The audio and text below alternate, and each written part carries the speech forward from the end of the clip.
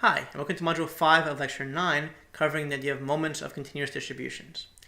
Now, the moments of continuous distributions follow all the same rules as the moments of discrete distributions. So before we had the sum of x to the k over the distribution gave you the moment around 0, and we had the sum of x minus mu to the k over the distribution gave you the moment around mu. Same thing is true for continuous distributions. So you can write the moment centered around 0 like this, the kth moment centered around 0, and the kth moment centered around the mean looks like this.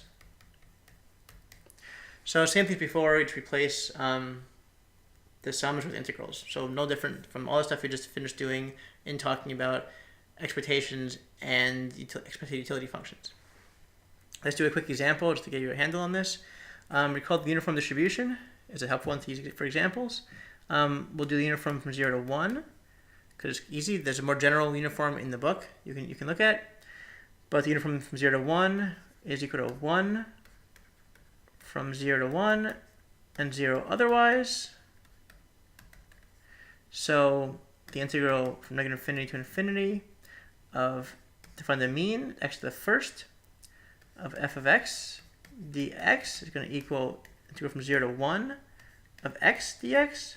It's equal to 1/2 x squared from 0 to 1 equals 1/2 minus 0, or just 1/2, and that's the mean of the distribution. And you know what? It's going to be useful to actually do the more general one from a to b, just because it shows you where the midpoint form that came from in the previous example. So now it's from a to b instead. It's 1/2 x squared from a to b, and I almost forgot to stick b minus a in the bottom. That's the normalization constant. 1 minus 0 was 1, so we didn't include it, but it's there. So this is all divided by 1 over b minus a. That's going to be 1/2 times 1 over b minus a times b squared minus a squared. B squared minus a squared factors into b minus a times b plus a. So this thing is equal to 1/2 1 minus b minus a times b minus a times b plus a. These cancel, and you get b plus a over 2 is the midpoint of this line segment from a to b. And that's where this is exactly where that formula comes from for the midpoint, effectively.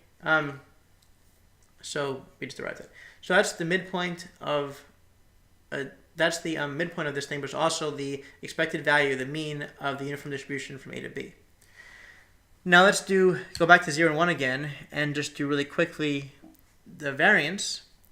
What's the variance? Well, it's going to be the integral from negative infinity to infinity of x minus mu squared f of x dx. For the variance here, well, for the uniform distribution, this goes from 0 to 1, and there's no normalization constant because we're doing 0 to 1 only. We can expand this out. We get x squared minus 2 mu x plus mu squared dx. A bunch of terms there. We work through that. The first one gives you 1/3 x cubed from 0 to 1. The second one gives you 2 times 1/2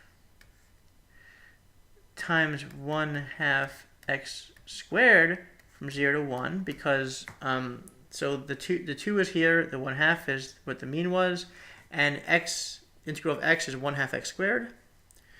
And then finally the last one gives you 1/2 squared, because the mean is 1/2, mu is 1/2, times the integral of x to 0. Integral of x to 0 is just x.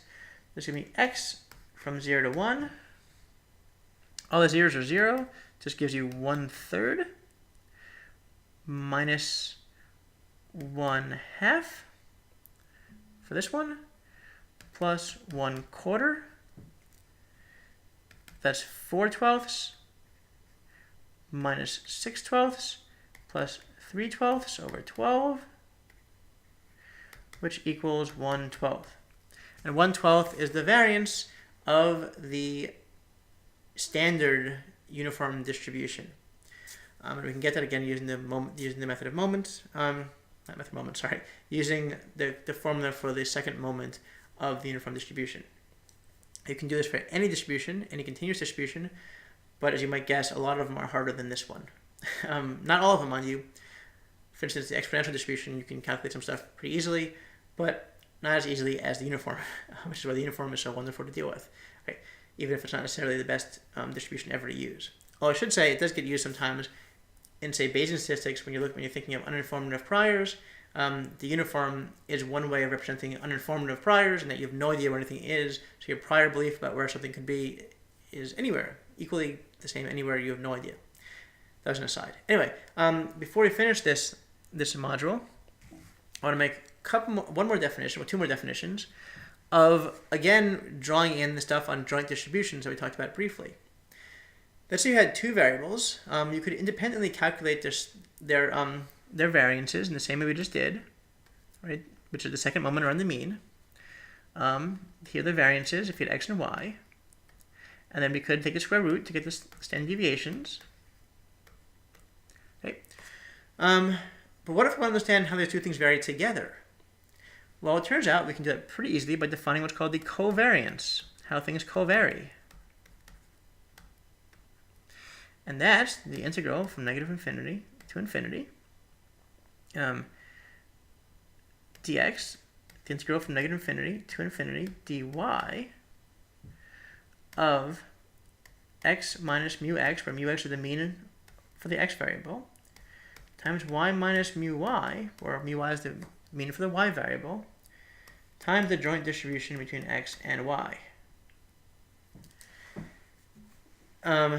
Now, if x and y, well, let me back up. Now, what does this end up being? Well, first of all, this thing can be any number. If it's 0, we say the covariance is 0. It will be 0 if these things are independent,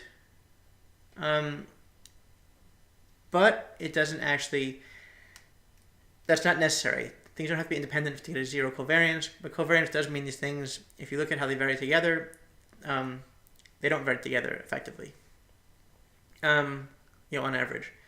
In general, the integrand will be bigger the more this and this are positive together and large together, and the integrand will be smaller the more they tend to be positive and one's negative. The more they tend not to, the more negative, the more they tend to be opposite.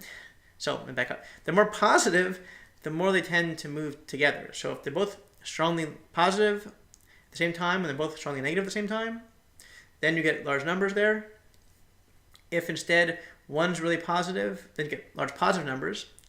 If instead one's typically large positive and one's large negative, then you typically get negative covariances.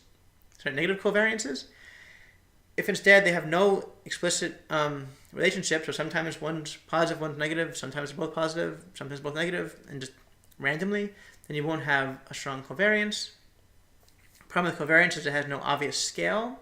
So instead we often calculate what's called the correlation coefficient. And the correlation coefficient looks like that. Well, this is often given this. And the correlation coefficient rho xy is equal to sigma xy, which is the thing we just calculated, divided by sigma x, sigma y. So basically you're normalizing by the individual standard deviations. And this thing is going to be in the range of -1 to 1. If the two variables move together at the same time, going both positive or both negative, you get a correlation closer to 1. If they move in opposite directions, but they move together, so whenever one is positive, the other is negative, and big, you get strong negative correlations. Whenever they don't move together, you get a 0 correlation. So that's a nice way of representing covariances, but at a nice scale people can deal with. From -1 to 1 gives you a nice concrete scale to work with and provides easy interpretation of exactly what these things are.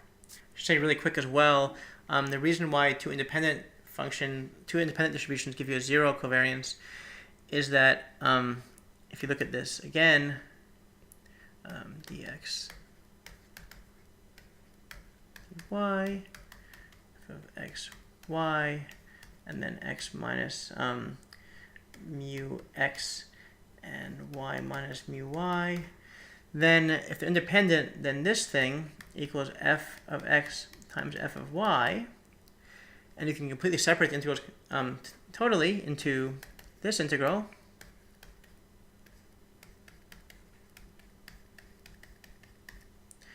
and this integral. Infinity over there. Y minus mu y, f of y. Well, each one of these is actually the first moment around the mean, but the mean is the first moment, so the first moment around the mean is always 0. So they're independently 0, and the correlation and the covariance and the correlation are both 0. But again, note this is not necessary to understand for it to have a 0 covariance. You can have a 0 covariance even when the distributions are not independent. You can still get a 0 covariance. That's it for this.